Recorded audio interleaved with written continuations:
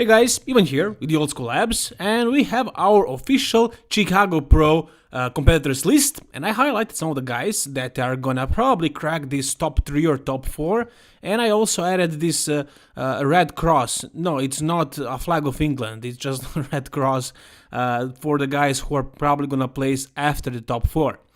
So in the top 4, we're gonna have most likely, probably, Maxx Charless, Justin Rodriguez, Nick Walker, and Akim Williams. And then also the other guys can crack this top 4, and somebody else can, fall out of it. I cannot be sure about this, but this is my prediction. So we also have Josh Wade, Mohammed Shaban, Joe Seaman, sorry, and this guy. Oh my God, I can't remember how to pronounce his name. I would read it An Nguyen, but no, that's not proper.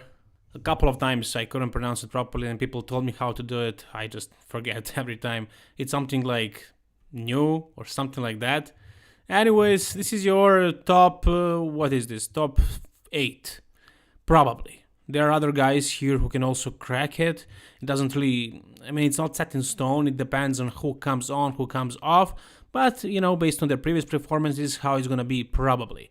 Now, of course, the wild card here is Nick Walker, because he never competed at a pro show. But take a look at him. How off can you be with a prediction that he's going to be in the top 3 and probably, I'm going to make it right now, I'm going to say right now, probably win the damn thing. Yeah, I think he's going to do it. Like, the other guys who are really good in this top 3 are also Akim Williams.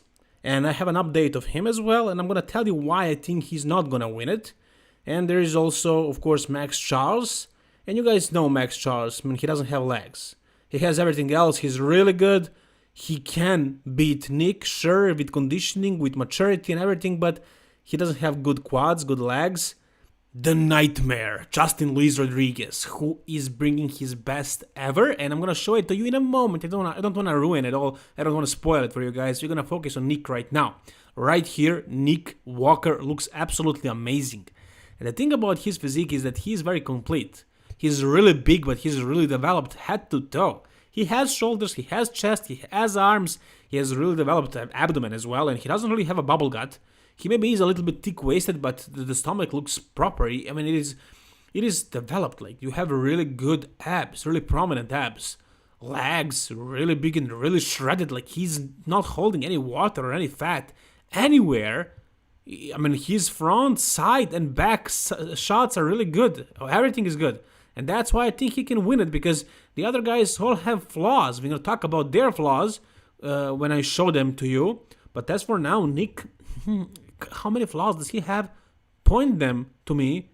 What does he have? What are his flaws? Are there any?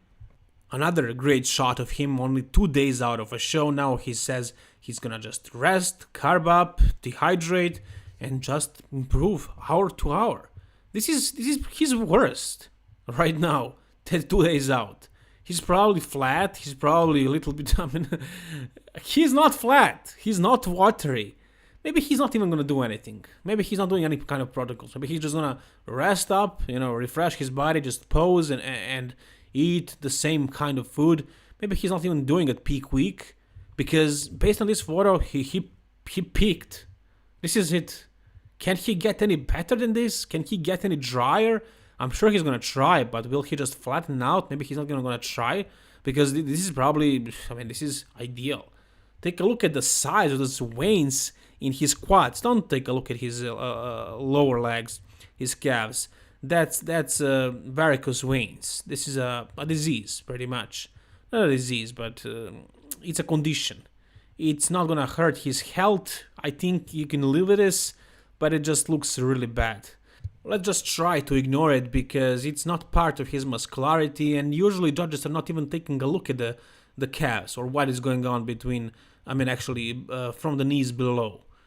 The judges don't really care much about that, because there isn't a lot of muscle down there. It's mainly bones. So yeah, it's gonna ruin his aesthetics for sure. Yeah, it's not looking healthy at all. But we can ignore it. I think we can. Then upstairs, a little bit above the knees, you can see that the legs, the quads, are dry, big, full, vascular. Again, I said his stomach developed. It's a rarity these days. So many abs on these professional stages are looking pretty much flat and not deep at all. Most of these guys don't have good deep developed abs. That has become a trend in bodybuilding today, and it sucks. If you can work on your chest and your back and your shoulders and arms and legs and everything in the off season, you can also work on your abs. And Nick is doing that. I admit myself, I'm not doing a lot of ab work in the off season. My abs are not super deep, but Nick, I mean, I don't know if he's training them directly or he's just genetically blessed with them, but those abs are really prominent, and it does make him look even freakier than he is. Then chest looks good, full, shoulders big, arms insane. He also has a good back. His glutes are never really. The last time we saw him, the glutes were not soft. They were not watery. The hamstrings as well can get ripped and dry and shredded. So I think this guy has the biggest actually chance of winning this thing, and this would be amazing. Just turning pro a month later, winning a pro debut, qualifying for the Mr. Olympia, and then let's wait and see what happens in the Mr. Olympia stage. Imagine if he cracks the top 6 at the year when he turned pro and won a pro debut and then qualified and competed at the Mr. Olympia. That would be a hell of a story, and this guy is a freak, and a freak can do just that. Let's go now with an update of Akim Williams. Yep, Akim Williams, he's more established guy, but now we have this kind of situation that we had before. Somebody who has been around there, who never really won a lot of shows, who was always in the top 2, top 3, and somebody who just turned pro and is trying to win a show and looks absolutely amazing. We had this situation with Ian Valliere and Hunter Labrada.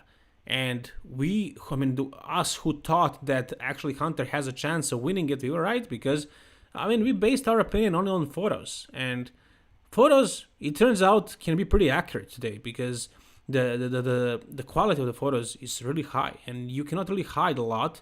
Yeah, the lighting can be different, but still you can see. Akim is bringing shape, for sure. From the front, from the back, that's his weakness. You guys know that he just can't get that back dry. It's always really soft, really watery, thick-skinned. I don't know, maybe his skin, that's what people say. His skin is thick. I don't know what that really means. Is the actual layer of skin thicker than what it should be?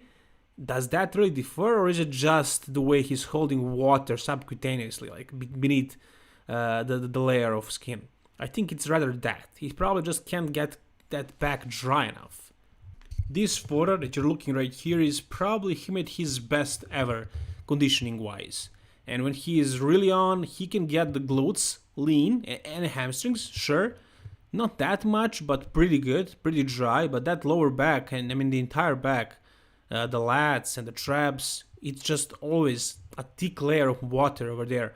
And I think that's what's gonna hurt him against somebody like Nick, because Nick is pretty much his size, yeah, and he's more conditioned to the back, the entire back side. So I have Nick Walker actually above Akim Williams in this lineup.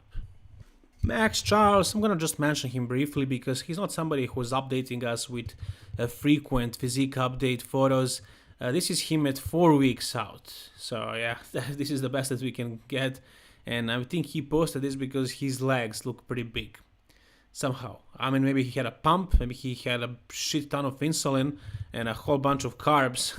So he got really, really pumped, maybe after a show or something like that.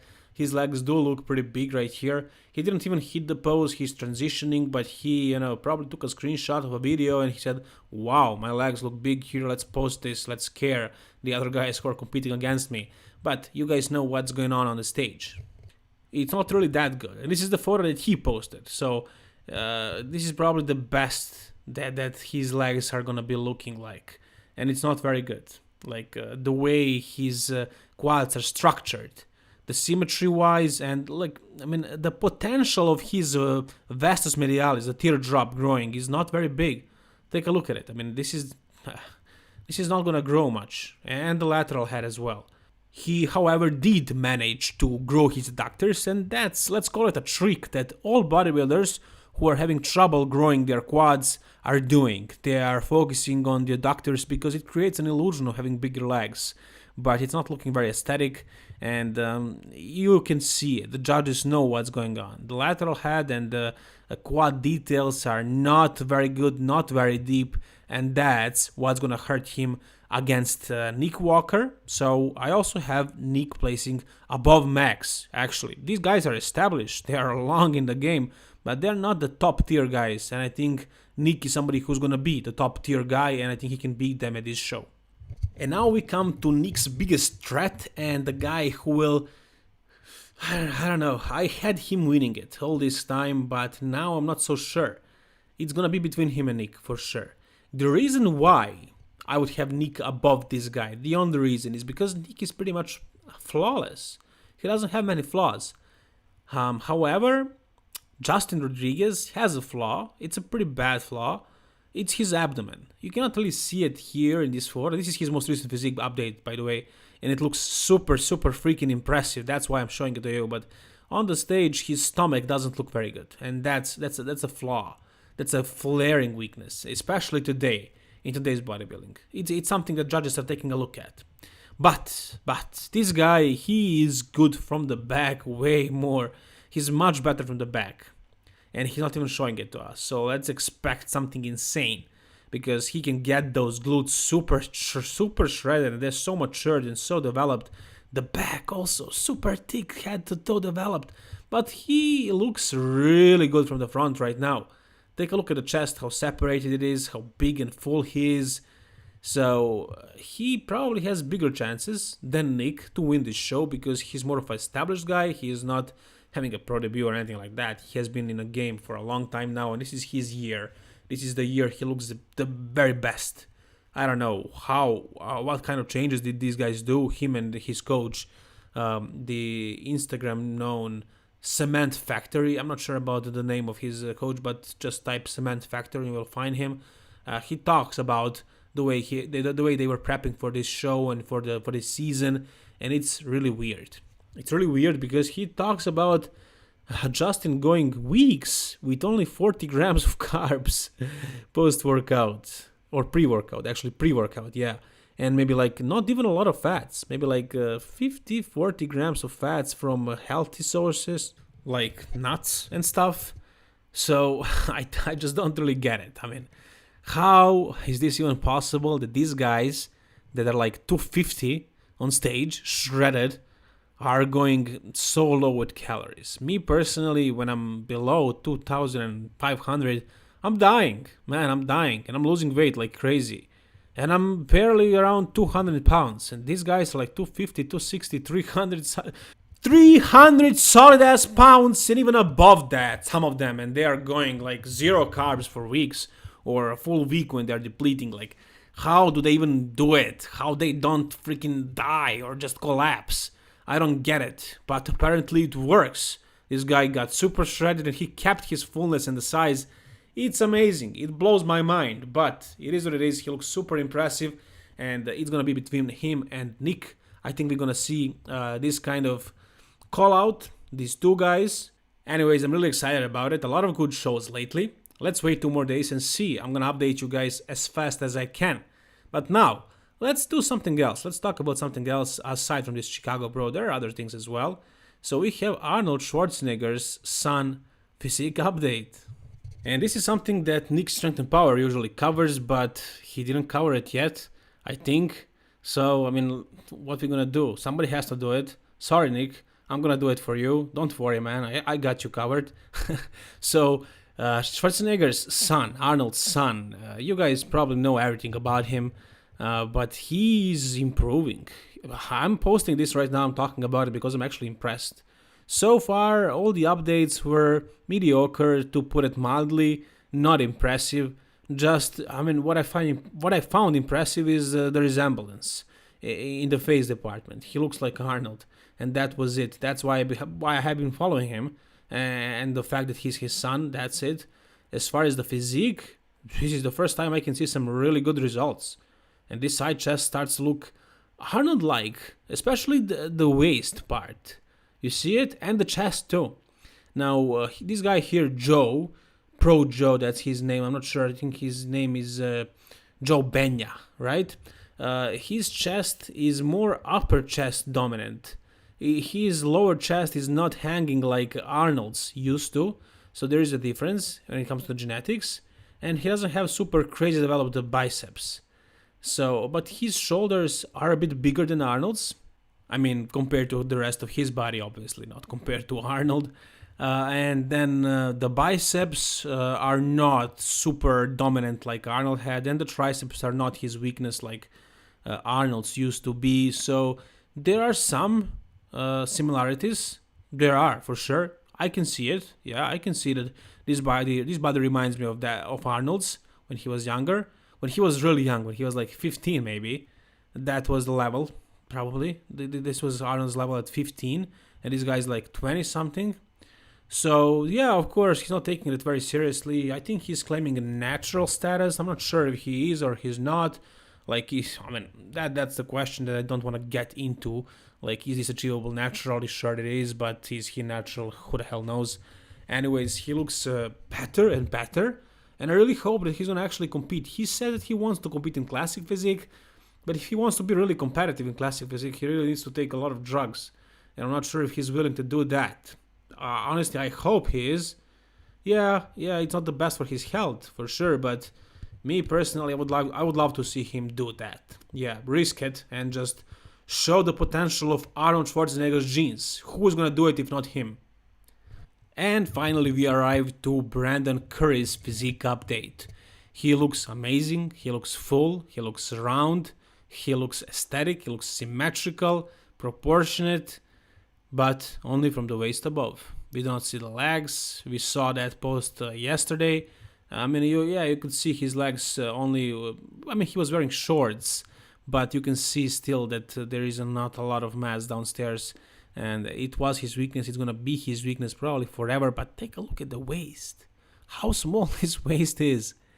It's probably not that small because his arms are probably insanely big, and everything else, the lats, the chest. But damn, son, take a look at the waist, the stomach, really small for this kind of bodybuilder, for this kind of a mass freak. Yeah, I said that his legs are small, but I still probably do have him winning another Mr. Olympia. I wouldn't like to see it. I would love to see somebody who has legs come with everything else spot on. Like, I would love to see Phil Heath come back with a fixed bubble gut problem, with fixed stomach, belly, midsection, call it however you want to call it.